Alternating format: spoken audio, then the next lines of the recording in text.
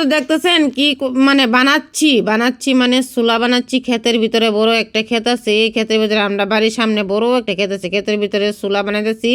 তো এই চুলার মধ্যে কি রান্না করুম কালকে খিচুড়ি আর গ্যাট, বুঝলি, খেসুরি গ্যাট মানে সব আমরা বাড়ি মানে পাড়ার ছেলেরা মিল্লা সরস্বতী পূজা করতেছে। এই ক্ষেত্রের মধ্যে আমরা বাড়ির সামনে ক্ষেতের মধ্যে সরস্বতী পূজা করতেছে, তার লাগে আমার কাছে চুলাড়ি বানাইতেছি।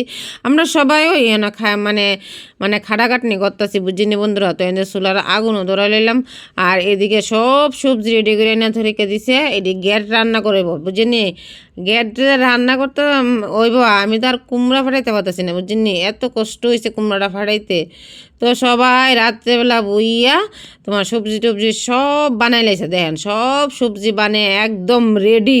তারপরে সবজি টবজি বানিয়ে আমরা সবাই গেলাম মূর্তি বাড়ি, দেখেন আমাদের মূর্তিটা দেখছেন বন্ধুরা।